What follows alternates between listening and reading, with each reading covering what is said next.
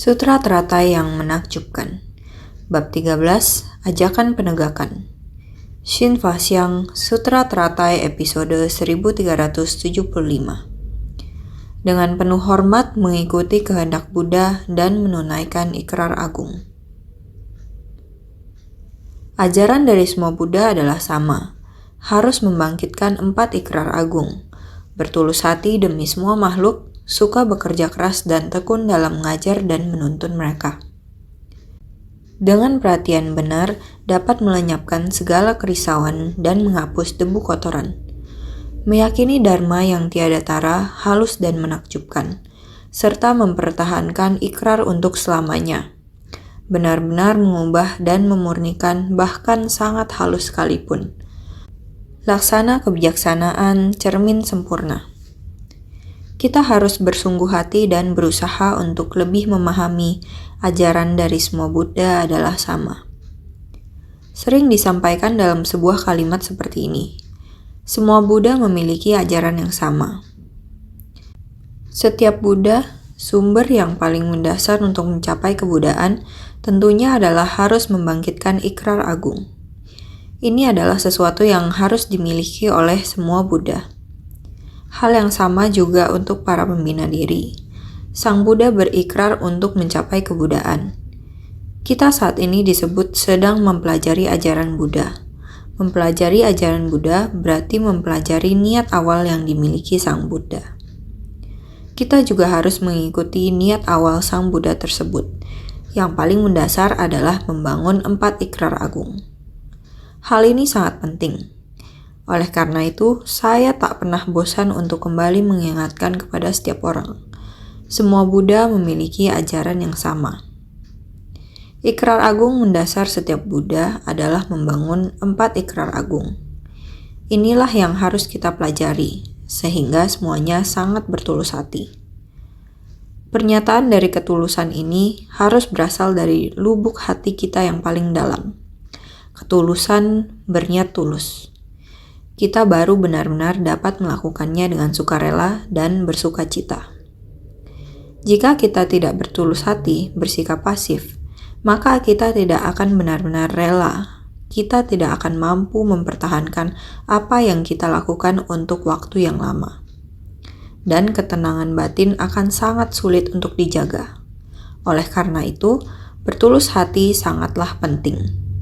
Hal tersebut adalah sesuatu yang harus kita miliki sebagai pembina diri. Bertulus hati menekuni ajaran Buddha, sebagai manusia harus bertulus hati. Terhadap orang lain juga harus bertulus hati. Mengerjakan pekerjaan juga harus bertulus hati. Kata ketulusan ini adalah niat tulus yang sungguh-sungguh dari dalam batin. Jika dapat berbuat demikian, sebagai manusia baru akan berhasil. Setelah berhasil sebagai manusia, baru akan berhasil mencapai kebudaan. Jika tidak, kita sebagai manusia tidak berlaku selayaknya manusia. Bagaimana bisa mencapai kebudaan? Maka, kita harus belajar menjadi bertulus hati. Terhadap orang lain harus bertulus hati. Membimbing para makhluk harus dengan tulus hati. Menekuni ajaran Buddha harus dengan tulus hati. Ketulusan ini, niat pikiran yang sungguh-sungguh ini adalah apa yang sering kita katakan dengan sukarela. Melakukan dengan sukarela. Maka menerima dengan sukacita. Secara sukarela melakukan sesuatu, setelah itu setiap hari merasa sangat bersukacita. Seharusnya disebut penuh sukacita dalam dharma. Jika kita dapat berbuat demikian, maka tidak akan merasa lelah, susah, kesal, murung. Semua ini tidak ada lagi. Bukankah ini yang disebut dengan berhati tulus? Inilah pintu dharma bagi kita untuk mendapat pembebasan. Jika kita telah mendapat pembebasan, kita dapat mengajarkan metode ini kepada orang lain. Memurnikan dan mengubah orang lain dengan metode ini. Bertulus hati berinteraksi dengan orang lain. Melakukan sesuatu semuanya harus dengan tulus hati. Sukarela, sukacita, bersumbangsi. Dengan kata-kata yang sangat sederhana ini, sudah dapat membuat kita setiap hari bersukacita. mencerahkan diri sendiri. Inilah yang disebut menyadarkan diri sendiri, kemudian menyadarkan orang lain, yaitu menyelamatkan orang lain. Ini membutuhkan ketulusan yang keluar dari dalam batin kita. Kita juga perlu dengan perhatian benar dapat melenyapkan segala kerisauan. Kita harus memiliki perhatian benar, menjaga pintu 6 ikrar indah, mempraktikkan jalan mulia beruas 8. Ini semua merupakan jalan yang paling penting dalam mempelajari dan mempraktikkan Dharma Buddha. Maka kita harus bersungguh hati dengan perhatian benar, pandangan benar, pengetahuan benar, pemahaman benar, praktik benar, dan sebagainya. Tidak boleh terlepas dari kata benar ini. Tidak terhenti dalam setiap pemikiran. Jika bisa demikian, kita barulah bisa praktik tanpa kebocoran. Baik itu keyakinan, ikrar, dan praktik, atau sila, samadhi, dan kebijaksanaan.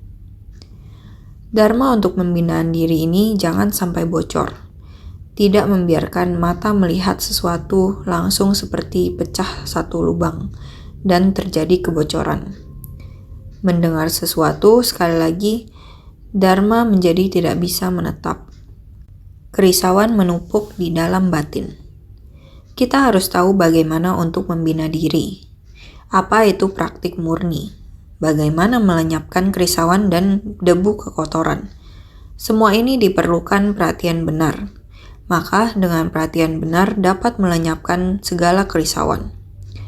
Harus memiliki perhatian benar, barulah kita dapat melenyapkan kerisauan. Menghapus debu kekotoran. Menghapus berbagai debu kekotoran ini semua memerlukan kesungguhan hati kita. Setiap hari, setiap saat, waktu yang paling singkat. Sebersit niat dalam sekejap, dalam waktu yang singkat ini, kita juga tidak boleh terlepas dari perhatian benar. Kita baru dapat menghapus debu kekotoran dan semua kerisauan. Ini adalah tanpa kebocoran. Kita jangan sampai membiarkan Dharma bocor.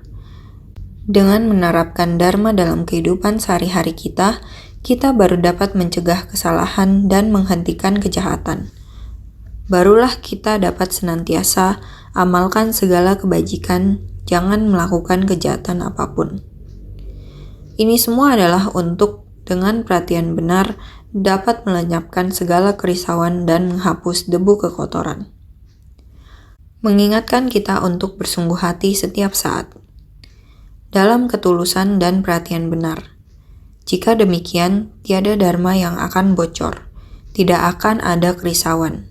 Oleh karena itu, meyakini dharma yang tiada tara, halus dan menakjubkan, serta mempertahankan ikrar untuk selamanya. Kita hendaknya yakin terhadap dharma. Kita setiap hari mendengarkan dharma, yang kita hadapi setiap hari dalam kehidupan tiada lain selain dharma. Dalam kehidupan ini, yang manakah yang bukan dharma? Seperti prinsip. Hanya satu prinsip kebenaran ini. Prinsip kebenaran dapat ditemukan dimanapun. Berada di dalam segala sesuatu, semua hal memiliki prinsip kebenaran sendiri. Sama seperti kita manusia saat bernapas. Pernapasan kita berlangsung sesuai dengan prinsip fisiologi. Saat kita menarik dan menghembuskan nafas, secara fisiologi tubuh kita sehat. Kita tidak menyadarinya, tetapi ia ada. Kita tidak merasakannya. Saya sekarang sedang bernafas. Saat kamu merasa saat bernafas saya merasa kesulitan, saat itu kita sedang sakit. Saat kita berjalan, kita tidak merasakannya. Saat melangkah, kaki depan melangkah. Kaki belakang melepaskan. Kita melakukan ini dengan tidak sadar. Saat kita hendak berjalan kemanapun, kita akan bangkit dan berjalan maju ke depan. Kita tidak akan terlalu memperhatikannya. Dengan sendirinya, sesuai dengan sebersit niat kita, bergerak maju ke depan. Tidak merasakan kedua kaki kita. Apakah satu kaki melangkah ke depan, satu kaki melepas? Kita tidak merasakannya, tetapi saat kita merasakannya, melangkah terasa berat. berjalan akan menjadi sesuatu hal yang sulit. Maka, secara fisiologi tubuh kita sedang sakit. Dengan prinsip kebenaran yang sama, dalam kehidupan sehari-hari, sekejap pun tidak tertinggal. Meskipun kita sedang tidur juga sama. Ketika tertidur, tidak merasakan apa-apa, tetapi proses pernafasan tetap berlangsung. Secara fisiologis, hal ini lancar dan tanpa hambatan. Prinsip kebenaran ini tidak terlihat. Aspek tubuh fisiologi, terdapat sebuah prinsip. Kita tidak dapat melihatnya, namun akan membuat hidup kita lancar. Secara tidak sadar, kehidupan menyatu dengan alam seperti ini. Jika fisiologi kita harmonis dengan segalanya, dengan alam semesta kecil, yaitu tubuh manusia, dengan alam semesta besar dan 4 unsur utama yang selaras, jika demikian, maka kehidupan sehari-hari semua orang akan aman. Ini harus kita menghayatinya. Semuanya ini tidak lain adalah dharma. Harus meyakini dharma yang tiada tara, halus dan menakjubkan. Dharma, tanpa disadari kita selalu mempergunakannya. Jika kita menggunakannya dengan benar, dengan sendirinya kita aman. Sifat hakiki yang demikian adanya adalah bawaan lahir. Pada dasarnya kita datang bersama dengan dharma ini. Namun dharma ini prinsip kebenaran karena terkontaminasi oleh kerisauan dan lingkungan luar. Dengan demikian kita harus menguburnya. Inilah saatnya kita harus belajar bagaimana mengeluarkan dan menggunakan dharma ini. Setiap orang memilikinya. Terhadap prinsip kebenaran ini seharusnya sudah sangat jelas. Alam semesta kecil yaitu tubuh manusia, alam semesta besar, sistem iklim kecil di dalam diri kita, dan sistem iklim besar di dunia, sebenarnya jika disatukan memiliki prinsip kebenaran yang sama. Iklim ini selaras, yaitu siklus 4 musim bergantian secara alami. Tubuh kita selaras. Demikian pula secara alami menjalani lahir, tua, sakit, dan mati. Ini sangat sederhana. Hidup berlalu seperti ini saja. Ini semua sama saja. Matahari terbit dan matahari terbenam. Apakah matahari terbit atau terbenam? Sebenarnya matahari selamanya di sana. Bumilah yang berputar, terus berputar, tidak pernah menyimpang sedetik pun. Dengan prinsip kebenaran yang sama, sifat tata kita, sifat Buddha, sedikit pun jangan membiarkan kotoran debu mencemarinya. Jangan ada kerisauan, tapi justru kita sering memancing kerisauan melilit badan kita. Kita terus-menerus memancing kerisauan. Kotoran ini tidak berhenti mencemari kita. Oleh karena itu, kita seharusnya sudah mempelajari ajaran Buddha dari sekarang. Dulu kita tidak mempunyai keyakinan, karena kita belum menemukan Dharma Buddha, sehingga tidak mempunyai keyakinan. Kita belum menemukan prinsip kebenaran, jadi kita tidak tahu bagaimana mempercayainya. Kita sekarang telah menemukan, maka kita hendaknya meyakini, memiliki keyakinan. Keyakinan mau yakin akan hal apa? Yakin seharusnya mendengar dan menerima prinsip kebenaran, dan memahami proses dari kehidupan. Penderitaan sebab penderitaan, lenyapnya penderitaan, jalan menuju lenyapnya penderitaan. Mengapa begitu banyak penderitaan? Harus bagaimana baru bisa memahami secara menyeluruh tentang asal mula penderitaan? Itu adalah sebab penderitaan. Sebab penderitaan terakumulasi. Setelah memahami secara tuntas, ternyata demikian adanya. Ini adalah sebab dan kondisi. Karena sebab demikian, maka memetik buah demikian, dan balasan demikian. Begitu banyak persoalan pelik yang menjadi satu, sehingga menjadi penderitaan. Sekarang sudah mengetahui, kita mesti segera memiliki keyakinan, menumbuhkan keyakinan dengan kokoh, yakni kepada Dharma. Setelah hal ini dianalisa bagi kita, kita sendiri harus meningkatkan kewaspadaan. Jadi kita harus memutus penderitaan, melenyapkan kerisauan dan ketidaktahuan yang muncul kembali. Kita memutusnya. Ini kita harus memiliki keyakinan akan Dharma, baru bisa punya perhatian yang benar. Bila perhatian benar telah kokoh, kita harus yakin akan Dharma. Ini adalah Dharma yang menakjubkan dan murni. Kita telah semakin memahami metodenya. Semakin lama, semakin jelas kita memahami. Metode untuk mencegah yang buruk, bagaimana kita bisa menghentikan perbuatan jahat dan melenyapkan kerisauan. Sehingga banyak sekali ajaran yang perlu kita pelajari. Hendak belajar Dharma. Bila tidak memiliki keyakinan, maka akan sulit untuk dipelajari. Bagaimana hendak memutus kerisauan? Memutus banyak kerisauan, baru bisa memperoleh Dharma yang halus menakjubkan. Bila Dharma yang halus menakjubkan telah diserap ke dalam batin, kita akan bisa memunculkan sukarela ini, membangkitkan ikrar agung. Ikrar yang saya bangkitkan adalah merupakan ikrar yang sangat sukacita. Saya bersumbangsih demi orang. Saya sangat bersukacita. Jadi, melakukan dengan sukarela, menerima dengan sukacita.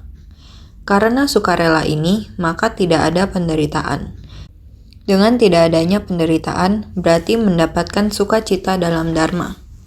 Jika dapat demikian, maka akan bertahan, mempertahankan ikrar kita selamanya. Batin kita selamanya satu arah dan tidak menyimpang, yaitu arah ini. Sehelai rambut pun tidak menyimpang. Jika kita membiarkannya menyimpang, kesalahan sehelai rambut menyimpang ribuan mil. Kita dapat meyakini Dharma yang tiada tara, halus dan menakjubkan, serta mempertahankan ikrar untuk selamanya. Ini berarti sangat tepat. Arah tidak menyimpang, terus berjalan ke depan. Halus dan menakjubkan ini yakni prinsip kebenaran yang terus-menerus dan tiada berakhir. Kita semakin lama semakin memahami, semakin lama semakin mengerti. Dengan sendirinya mencegah masuknya kerisauan. Kerisauan tidak bisa tersangkut di dalam batin kita. Tidak bisa mencemari pikiran kita, sehingga menjadi hal yang sangat alami. Seperti orang yang sehat, bernafas tidak terasa, berjalan tidak terasa. Semua yang dilakukan tidak merasakan menderita. Semua ini adalah merupakan prinsip kebenaran yang sangat berkesinambungan. Jika kita dapat memahaminya dan mengerti, dengan sendirinya ikrar ini akan bertahan. Tidak mungkin akan menyimpang, juga tidak akan berhenti. Masih saja terus berjalan ke depan. Bumi juga demikian, harus berputar. Matahari tetap sama, tidak ada terbit atau tenggelam. Ini telah menjadi sangat alami. Kembali ke alami. Batin dan jasmani kita berpadu dengan alam. Demikian benar-benar mengubah dan memurnikan, bahkan sangat halus sekalipun. Kita yakin setelah kita mempelajari ajaran Buddha, di mana benih sebab telah sempurna dan mencapai buahnya, ini adalah praktek benih sempurna dan mendekati buah pencapaian. Sampai saat ini sudah seperti pohon besar, di mana buahnya telah matang. Pohon ini penuh dengan buah. Sebenarnya pohon ini hanya dari sebutir benih. Namun seiring siklusnya melewati musim dari tahun ke tahun, terus-menerus memproduksi benih yang tak terhingga jumlahnya. Sama seperti kita mendapatkan Dharma ini.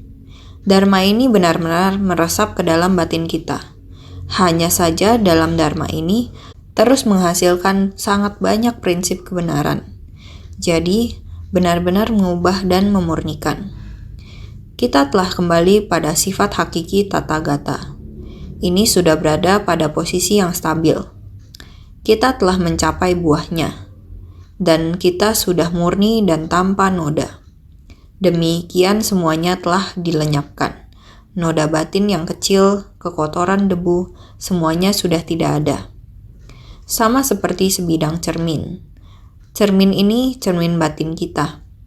Kita telah membersihkan dengan sangat bersih. Cermin ini cermin yang sangat besar dan sempurna. Sudah tidak ada debu dan kotoran. Sudah sangat bersih. Kondisi ini telah ditampakkan, cermin kebijaksanaan yang besar dan sempurna. Demikian ditampakkan. Oleh karena itu, kita harus membina ketulusan, kebenaran, keyakinan, dan kesungguhan. Ini adalah 4 ikrar mulia. Kita mempelajari ajaran Buddha. Ketika kita menghadapi orang dan menangani masalah dalam kehidupan sehari-hari, tidak terlepas dari ketulusan. Kita harus memiliki pemikiran benar. Kita baru ada cara melenyapkan noda batin. Kita harus memiliki keyakinan.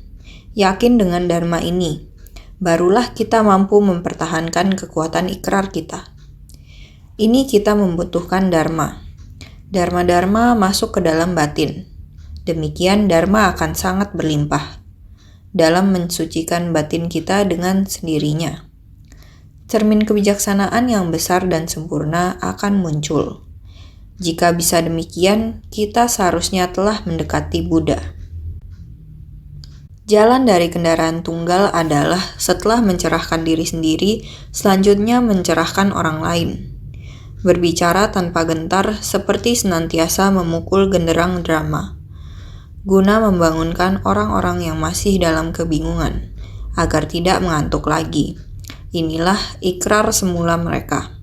Maka dikatakan mengikuti kehendak Buddha dengan hormat juga memenuhi ikrar semula mereka. Bila kita bisa menemukan prinsip kebenaran dari kendaraan tunggal, dengan sendirinya kita akan memahaminya dengan menyeluruh. Kita akan bisa mencerahkan diri sendiri. Setelah itu mendapatkan ajaran ini. Kita lalu menggunakannya untuk selanjutnya mencerahkan orang lain. Kemudian mengajari dan mengubah orang lain. Kalau kita bisa melakukan ini, ketika kita mengajari orang lain, kita akan memahami semua prinsip kebenaran dengan jelas. Ketika kita berbagi dengan orang lain, kita akan berbicara tanpa gentar. Ini adalah auman singa. Kita akan berbicara tanpa gentar. Dengan sendirinya, ini akan menjadi seperti senantiasa memukul genderang dharma. Setiap pagi ketika genderang berbunyi, ini adalah waktu semua orang memulai harinya. Bukan lagi waktunya tidur. Semua orang mulai datang untuk tekun bersemangat. Jadi, kita harus senantiasa memukul genderang dharma, guna membangunkan orang-orang yang masih dalam kebingungan, agar tidak mengantuk lagi. Inilah waktunya bagi semua orang untuk bangun. Kita tidak boleh setengah terjaga, setengah tertidur. Semuanya mesti bangun dari kasurnya. Ketika genderang berbunyi, semua orang mesti bangun. Guna membangunkan orang-orang yang masih dalam kebingungan agar tidak mengantuk lagi. Artinya, tidak lagi terbaring dan tidur di sana. Di luar orang-orang tekun bersemangat. Semuanya sedang mendengarkan dharma. Kita tidak boleh terbaring di sana seperti ular yang masih dalam tempat tidur. Kita harus menyadari pentingnya hal ini dan bersungguh hati.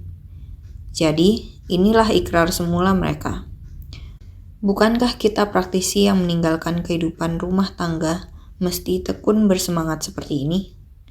Bukankah kita melakukan ini untuk mencapai kebudaan? Apakah kita tidak mau membangkitkan tekad? Kita datang ke sini karena kita sudah membangkitkan tekad. Apa kamu masih terlelap? Apakah kamu masih setengah terjaga, setengah tertidur? Apakah demikian halnya? Jadi semua orang mesti bersungguh hati. Saat sekarang ini, kita harus dengan penuh hormat mengikuti kehendak Buddha dan menunaikan ikrar agung kita. Kita melatih diri dan memiliki keyakinan pada Dharma. Kita harus berikrar, maka kita seharusnya memahami arah yang diajarkan oleh Buddha. Sama seperti ketika Buddha memberikan ramalan pada Sravaka, biksu dan biksuni, beliau berharap semua orang dapat membangkitkan tekad luhur, menjalankan ajaran Mahayana. Namun setelah para praktisi menerima peramalan, Buddha ingin merekrut mereka, berharap mereka keluar dan membangkitkan ikrar. Semua orang benar-benar telah membangkitkan ikrar, namun mereka tidak berani kembali ke tempat ini. Mereka ingin pergi ke dunia lain. Hal ini tidak sesuai dengan kehendak Buddha. Apa yang diinginkan Sang Buddha adalah mereka yang telah belajar di tempat ini, memberikan balasan kembali ke tempat ini. Inilah kehendak Sang Buddha yang sebenarnya. Oleh karena itu, kita harus dengan penuh hormat mengikuti kehendak Sang Buddha. Juga untuk menunaikan ikrar kita sendiri, kita harus menghayatinya. Naskah sutra di depannya berkata demikian. Karena ikrar dari semuanya mau pergi ke tempat lain, hati Sang Buddha sangat sedih. Dengan pancaran matanya melihat sekelilingnya. Melihat orang yang membangkitkan tekad luhur ada di mana. Membabarkan ajaran kendaraan besar. Semuanya apakah telah menyerap apa yang didengar? Orang yang meresapi ajaran kendaraan besar bersedia membangkitkan tekad. Juga sudah memperoleh ajaran kendaraan besar, menghayati dan sudah memahaminya. Ada di mana? Orang kendaraan kecil ini meskipun tahu, namun masih belum mampu menghayati maksud Sang Buddha. Artinya masih belum menyeluruh. Orang yang betul-betul bisa menghayati maksud hati Sang Buddha sebenarnya ada di mana? Oleh karena itu, Sang Buddha dengan pancaran mata sekali lihat. Di dalamnya sudah mulai ada orang mulai berdiri dari tempatnya. Ini adalah sekelompok bodhisatwa lainnya. Bodhisatwa yang sudah membangkitkan tekad luhur. Segera mereka bangkit dari tempat duduk dan pergi ke hadapan Buddha. Sepenuh hati mengatupkan kedua belah telapak tangan, seraya berpikir demikian. Seandainya Bhagawan menyerukan kepada kami sekalian untuk menegakkan dan membabarkan sutra ini, maka kami akan mengikuti perintah Buddha dan menyebarkan dharma ini secara luas. Sutra Teratai Bab 13, Ajakan Penegakan. Orang ini adalah orang yang tidak mundur, sepenuh hati giat bersemangat. Bangkit dari tempat duduknya, mereka begitu hormat. Beranjali berharap Sang Bhagawan. Seandainya Bhagawan menyerukan kepada kami sekalian untuk menegakkan dan membabarkan sutra ini, maka kami akan mengikuti perintah Buddha dan menyebarluaskan dharma ini secara luas.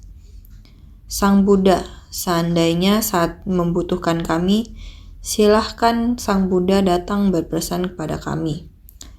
Kami pasti bisa melakukan sesuai apa yang Buddha ajarkan dan perintahkan. Pasti bisa melakukannya. Seperti apa yang Sang Buddha ajarkan, mau menyebarkan dharma ini secara luas. Kami semuanya juga bersedia. Bagaimana Buddha mengajarkan, kami juga akan melakukan sesuai dengan apa yang diajari. Oleh karena itu, selanjutnya berpikir demikian.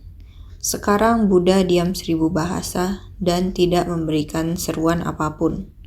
Lalu, apa yang hendaknya kami lakukan? Para bodhisatwa lalu mengikuti kehendak Buddha dengan hormat, serta ingin menunaikan ikrar semula dari mereka sendiri. Sutra Teratai Bab 13, Ajakan Penegakan. Tetapi Sang Buddha, Anda tidak mengatakan apapun kepada kami.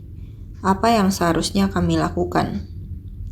Jadi, para bodhisatwa lalu mengikuti kehendak Buddha dengan hormat serta ingin menunaikan ikrar semula dari mereka sendiri. Ini adalah bagian naskah sutra yang telah kita bicarakan sebelumnya. Para bodhisatwa yang telah membangkitkan tekad luhur akan memegang dengan teguh satu dharma yang diperoleh.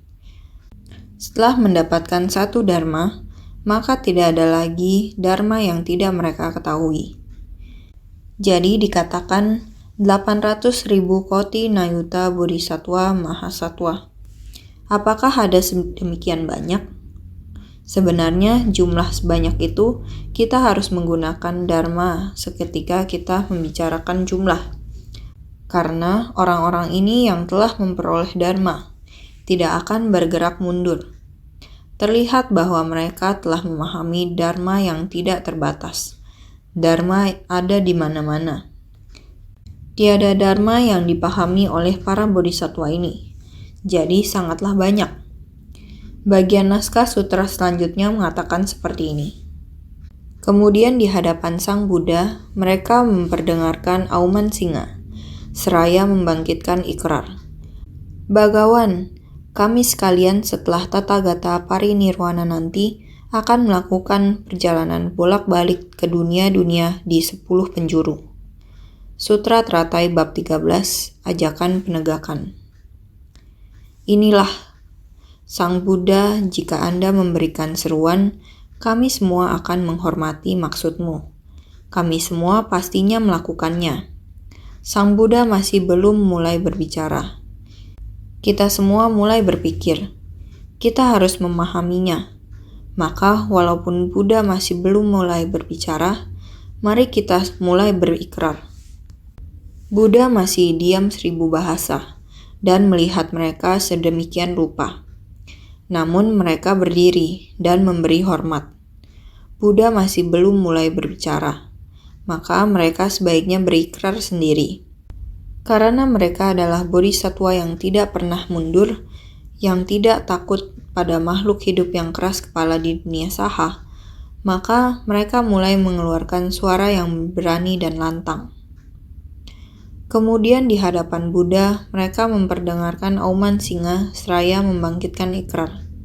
Setelah merenung sendiri, mereka lalu memperdengarkan suara auman singa di hadapan Buddha, seraya membangun ikrar yang mendalam. Memperdengarkan suara auman singa dan berikrar. Artinya, setelah berketetapan hati untuk mengucapkannya dengan tekad tak kenal gentar, mereka membuat ikrar. Memperdengarkan suara auman singa dan berikrar. Ini berarti bahwa dalam batin mereka merasa, meskipun Buddha tidak memberitahu kita, namun kita semua juga hendaknya mengungkapkannya sendiri. Jadi di hadapan Buddha memperdengarkan suara auman singa, yaitu membabarkan dharma tanpa rasa takut. Karena saya telah tersadarkan, saya telah mampu menyadarkan orang lain. Juga mampu membabarkan dharma tanpa rasa takut. Jadi mereka demikianlah mulai mengungkapkannya. Suara auman singa. Mereka menunjukkan keberanian dan ketekunan mereka. Seperti baru saja kita bahas, keberanian dan ketakutan kita telah mulai memiliki. Jadi mereka membangun ikrar yang mendalam. Karena diri sendiri harus memenuhi ikrar sendiri. Jadi maksud hati Buddha, saya memahami kekuatan ikrar kita. Kita juga bersedia mengungkapkannya, jadi sangat berani. Diri sendiri tersadarkan, juga telah mampu menyadarkan orang lain. Jadi saya mampu berbicara dengan nada yang tidak kenal takut, yaitu tidak takut.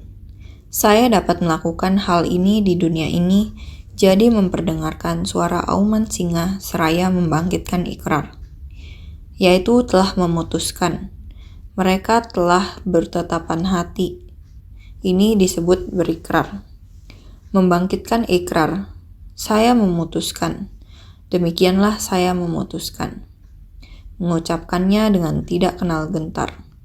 Saya bersedia membabarkan dharma kepada orang-orang di dunia saha, meskipun para makhluk keras kepala. Saya telah tersadarkan di tempat ini. Saya juga semestinya membabarkan dharma di tempat ini. Jadi saya telah memutuskan, maka tanpa gentar, tidak takut, saya berketetapan dan membangun tekad dan ikrar. Jadi membuat ikrar, saya bersedia berikrar. Setelah kebimbangan diredakan, mereka maju ke depan untuk membangkitkan ikrar. Menunjukkan ketetapan hati untuk memikul tanggung jawab atas hal sulit ini. Mereka berbicara tanpa gentar, makanya disebut suara auman singa. Karena orang-orang ini setelah kebimbangan diredakan, awalnya Sang Buddha memberikan peramalan kepada semua orang, mendengar bahwa mereka sudah mengerti. Demi Dharma, Buddha merekrut orang-orang. Mereka mendengarkan Akan tetapi semua orang belum sepenuhnya memahami niat batin Buddha. Tetapi mereka berikrar untuk pergi ke tempat lain. Mereka sudah tersadarkan di dalam batin dan dapat menyadarkan orang lain. Juga hati tak gentar. Mereka ada di sana dan mendengarkan. Di dalam hati berpikir, berhubung kita berlatih di sini, mendapatkan dharma di sini, kita seharusnya menyebarluaskan dharma agung di sini. Mereka tidak mengungkapkannya. Mereka hanya mendengarkan dari samping. Penonton dapat melihat lebih jelas, mendengarkan, tetapi mereka tidak menyatakan. Mereka merasa bimbang di tempat itu. Walaupun saya memahami semuanya, saya malah lebih jelas lagi akan niat batin Buddha. Jawaban dari orang-orang ini, padahal Buddha ingin merekrut orang untuk menegakkan dan menyebarkan dharma. Ikrar dari orang-orang ini hanya setengah, hanya berikrar untuk menegakkan sutra. Tetapi menyebarkan dharma bukan di dunia saha. Mereka ingin menyebarkan dharma di dunia lain. Ini berarti mereka belum memahami sepenuhnya niat batin Sang Buddha. Kami mendengarkannya di samping. Saya menghayati, saya memahami. Seharusnya bangkit berdiri dan memberitahukan ke Sang Buddha. Buddha, saya bersedia menegakkan sutra.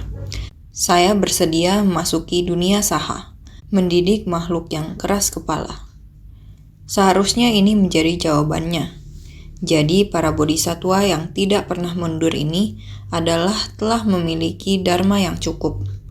Orang seperti ini, batin mereka tidak segera di tempat itu, berdiri untuk berbicara. Ini disebut bimbang, berpikir untuk bisa memahami, dan sudah memahami, namun sendiri tidak memiliki keputusan. Saya harus bangkit berdiri dan berbicara, dan belum mengambil keputusan. Dia masih sedikit berbeda dengan Buddha. Masih mau menunggu Buddha untuk memanggil saya. Jika engkau memanggil saya, maka saya akan mengatakan kepada engkau, saya tidak takut. Saya mau berada di dunia saha. Saya ingin tinggal di dunia saha. Akan tetapi, Sang Buddha mengetahui bahwa Anda sangat berani, bersedia tinggal di dunia saha. Saya ingin Anda sendiri yang mengatakannya. Saya tidak akan menyuruh Anda melakukan ini. Saya akan membiarkan Anda berikrar. Iya, kita harus membangun ikrar agung sendiri. Jika orang lain yang menyuruh, itu tidak alami. Kita harus membangun ikrar sendiri. Maka setelah kebimbangan diredakan, karena Buddha tidak memanggil kita, kita juga bersedia menunjukkan diri sendiri. Maka mereka maju ke depan untuk membangkitkan ikrar. Mulai dari tempat duduk mereka, maju ke depan di hadapan Buddha, dan mulai menyatakan maksud hati mereka, bersedia memikul tanggung jawab di dunia yang keras dan sulit ini. Saya bersedia. Sehingga mereka mulai menyatakan, mereka berbicara tanpa gentar, sehingga disebut suara auman singa. Mereka berbicara, yaitu menunjukkan rasa hormat mereka, menyatakan maksud hati mereka kepada Bhagawan. Sehingga dengan tulus mereka mengatupkan kedua telapak tangan, menyebutkan Bhagawan. Setelah Tathagata memasuki parinirwana, menyatakan maksud hati mereka. Setelah Buddha memasuki parinirwana, kita akan melakukan perjalanan bolak-balik ke dunia-dunia di 10 penjuru, guna memungkinkan para makhluk. Kita semua sangat bersedia melakukan perjalanan bolak-balik ke dunia-dunia di 10 penjuru. Mereka menyatakan tekad mereka, pergi ke semua tempat, yaitu semua kawasan dan dunia, yang selalu diingat dan dilindungi Buddha. Mereka bersedia pergi ke sana, membantu para makhluk di sana untuk menumbuhkan keyakinan benar. Akan melakukan perjalanan bolak-balik ke dunia-dunia di 10 penjuru. Bersedia untuk pergi ke semua tempat, ke semua kawasan dan dunia yang dilindungi dan diingat selalu oleh Buddha, guna memungkinkan para makhluk pada era kemunduran Dharma untuk memunculkan keyakinan benar. Berharap setiap orang bisa menghayati pengetahuan benar, pandangan benar, pemahaman benar, praktik dan perbuatan benar, dan lain-lain dari Dharma. Jadi ini adalah mulai mengungkapkan akan melakukan perjalanan bolak-balik ke dunia-dunia di 10 penjuru adalah hendak menunjukkan kalau ikrar mereka adalah tidak berkesudahan. Mereka bersedia bolak-balik, asalkan itu adalah yang Sang Buddha peduli. Semua yang hendak dilindungi dan diingat selalu, kami akan ke sana. Oleh karena itu dinamakan akan melakukan perjalanan bolak-balik di 10 penjuru. Ini adalah para makhluk luhur ini, masing-masing akan menjaga satu tempat. Mereka membagi kawasan dan membangun batas. Akan melakukan perjalanan bolak-balik ke dunia-dunia di 10 penjuru, menunjukkan kalau ikrar mereka adalah tidak berkesudahan. Akan melakukan perjalanan ke 10 penjuru. Para makhluk luhur ini masing-masing akan menjaga satu tempat. Mereka membagi kawasan dan membangun batas. Sebenarnya, bodhisattva adalah masing-masing menjaga satu tempat. Namun Buddha tidak hanya satu tempat, tapi adalah memberi perhatian kepada banyak tempat. Jika merupakan bodhisattva, maka mereka membagi kawasan dan membangun batas, yaitu membagi kawasan. Kawasan ini adalah tanggung jawabmu. Kawasan itu adalah tanggung jawabmu. Sama seperti kita dalam satu departemen, subjek ini sepenuhnya tanggung jawab kamu. Negara ini kamu yang bertanggung jawab. Di dunia internasional, ada begitu banyak pekerjaan suci dan insan suci. Maka beberapa orang bertanggung jawab beberapa negara. Ada masalah seperti apa, bagaimana kita akan mengurusnya dan bersumbangsi? Prinsip yang sama. Jika itu adalah direktur, jika itu adalah CEO. Satu persatu jabatan adalah tidak sama. Seharusnya direncanakan secara keseluruhan, harusnya bagaimana? Singkat kata, ini adalah kita melatih diri dan belajar Dharma Buddha. Harus benar-benar bersungguh hati, mampu mengerjakan berapa banyak kita kerjakan sebanyak itu. Jadi di dunia ini tiada orang yang tidak dapat diubah. Di dunia ini tiada orang yang tidak dapat diubah. Tiada tempat di mana jalan tidak dapat dipraktikkan. Praktik telah sempurna dan mendekat pada buah pencapaian. Pada masa damai dan penuh kemakmuran, tiada satu tempat pun yang bukan ladang pelatihan. Semua orang dapat diubah di dunia ini. Meskipun para makhluk di dunia saha ini begitu keras kepala, juga dapat dibimbing dan diubah. Tiada tempat di mana jalan tak dapat dipraktikkan. Juga tidak ada tempat di mana jalan tak dapat dipraktikkan manusia. Juga tak ada manusia yang tidak dapat dibimbing. Dan tidak ada jalan yang tidak dapat dilalui, sehingga ini tidaklah sulit. Orang yang dapat membangkitkan tekad kendaraan besar, maka tidaklah sulit baginya. Praktik telah sempurna dan mendekat pada buah pencapaian. Ini sudah bisa sampai pada tahapan pembinaan diri kita. 6 paramita dan segala praktiknya. Kita harus terjun ke kerumunan orang banyak. Tidak membedakan waktu. Waktu yang panjang ataupun pendek, kita beberapa hari ini juga berbicara tentang waktu. Waktu dalam kehidupan lampau yang tak terhingga, ataupun di masa sekarang. Dalam waktu singkat menggenggam satu niat ini. Harus meresap ke dalam batin, harus menggenggam waktu sebaik-baiknya, mempertahankannya selama-lamanya.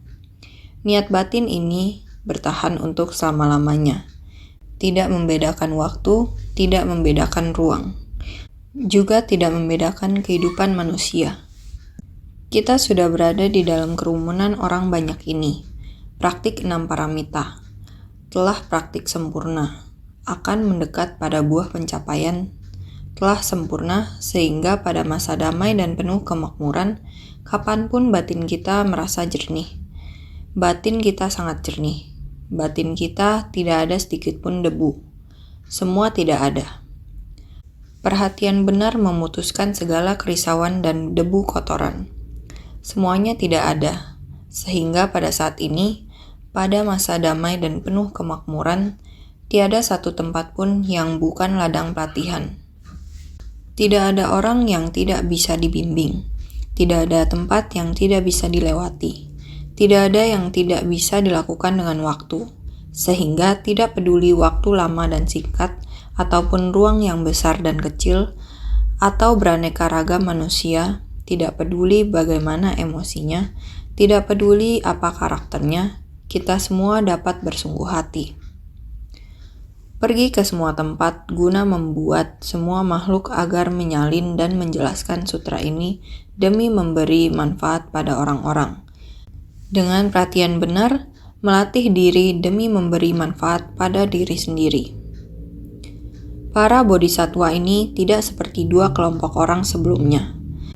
Orang-orang sebelumnya menegakkan demi diri sendiri, sedangkan para bodhisattva ini mengemban kehendak Tathagata untuk mempercayakannya pada orang lain, membuat orang-orang menegakkan secara luas. Sehingga pergi ke semua tempat guna membuat semua makhluk dapat menegakkan sutra. Agar menyalin dan menjelaskan sutra ini demi memberi manfaat pada orang-orang. Tempat yang terjangkau oleh kitab sutra dapat memberi manfaat pada para makhluk, sehingga perhatian benar melatih diri demi memberi manfaat pada diri sendiri. Perhatian benar melatih diri dapat memberi manfaat bagi diri sendiri. Para bodhisattva bukan biksu-biksuni sebelumnya. Para bodhisattva semuanya merupakan bodhisattva yang tidak mundur, sehingga sebelumnya menegakkan demi diri sendiri. Inilah para bodhisattva ini mengemban kehendak Tathagata untuk mempercayakannya pada orang lain. Berharap setiap orang dapat menegakkan sutra. Tathagata berpesan kepada saya, karena usianya telah lanjut, Dharma harus diteruskan, harus diwariskan. Buddha demikian terus berpesan kepada kami. Saudara sekalian, kekuatan cinta kasih demikian. Perhatian Buddha ada di mana-mana. Para makhluk yang dikasihani Buddha tidak ada yang mau menyerah. Sehingga Buddha berharap para murid juga bisa kapanpun, dimanapun, siapapun dapat menyebarluaskan ajaran ini. Inilah 4 ikrar agung. Kita harus dengan tulus membimbing para makhluk dengan perhatian benar memutuskan kerisauan. Kita harus meyakini ajaran. Harus menegakkan ajaran. Kita harus jujur, harus bersungguh hati. Buah perolehan untuk memberikan pencapaian kebijaksanaan agung cermin sempurna kita. Batin kita murni dan jernih tak ternoda, terjun ke masyarakat dan tidak ternodai, sehingga kita harus senantiasa lebih bersungguh hati.